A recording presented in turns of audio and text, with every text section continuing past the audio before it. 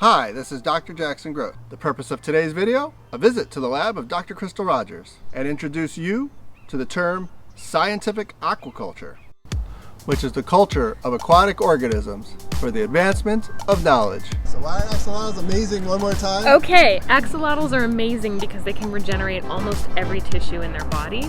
To date, there are studies that have shown they can regrow their spinal cords after injury, regrow limbs and pattern them normally. They can regrow their eyes and brains. And I focus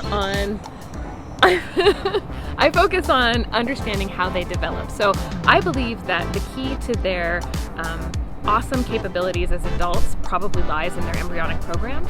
Axolotls are considered neotenic animals, which means that they maintain their juvenile state, and as such, they probably still express some of their embryonic programs. And so my lab focuses on understanding the molecular mechanisms that allow them to grow into these cool creatures. My lab has an adult axolotl colony where we basically keep them and just use them for breeding, and then we do research on their embryos. We do a lot of molecular biology.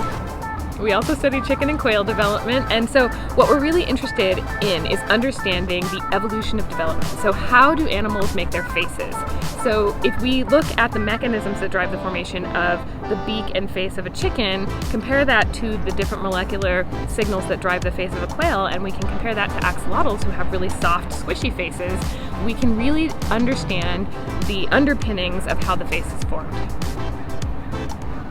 Ours are leucistic, which means that they're colorless essentially, but they're not albino. And then native axolotls are obviously like a brown-green sort of mud-looking color. But there is a spectrum of animals.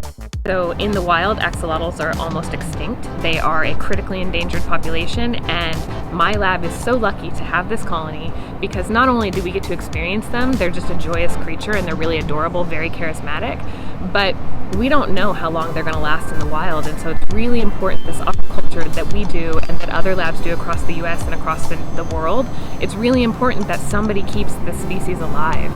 Scientists have gone out to their native habitat in Lake Xochimilco near Mexico City, and they've tried to identify active populations of these animals, and they're unable to find them, which means that there may not be a very large wild population.